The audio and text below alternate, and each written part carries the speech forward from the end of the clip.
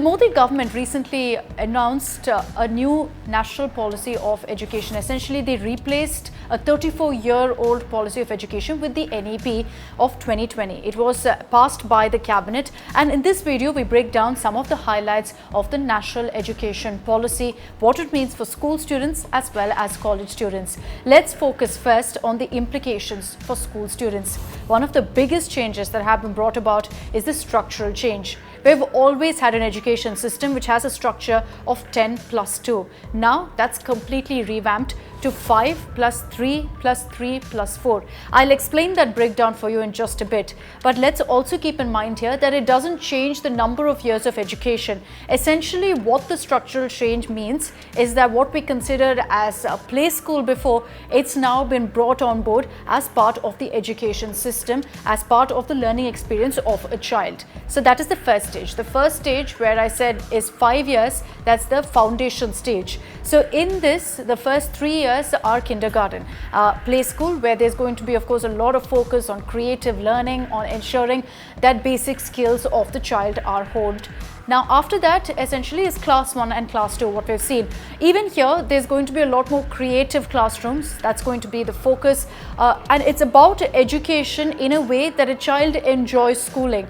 So having said that also, remember that these 5 years, the teaching will be in the regional language or mother tongue. And after that, it will continue in English. The message here that the government wants to send is that at a young age, they want children to be able to also imbibe language skills and learn their mother tongue or regional language. Now that is the first stage, the foundation stage, which has 5 years. Then you have the preparatory stage. Now in this, it's 3 years of classes, which is all about honing skills. As you get set for middle school, if schools will in fact be encouraged to hone a child's analytical thinking, to ensure that it's not just about creative classrooms, but also a lot more of practical classrooms as well. Now the next 3 years, that's classes 6 to 8, that is the middle school. And here it is going to be a lot more subjects. You'll see mathematics, science, all of that being focused on, but it is also going to be very experimental. The message is that children are going to have not just books to read from, but also be able to experiment with the learnings that they get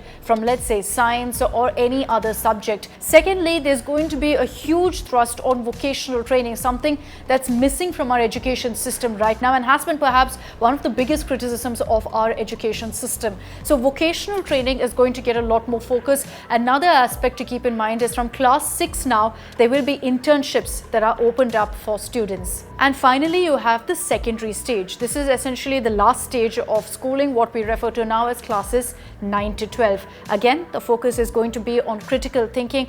An important step that's been taken is that your major streams of science, arts, commerce, that's been taken out. Students will have the liberty to choose any subject that they're interested in.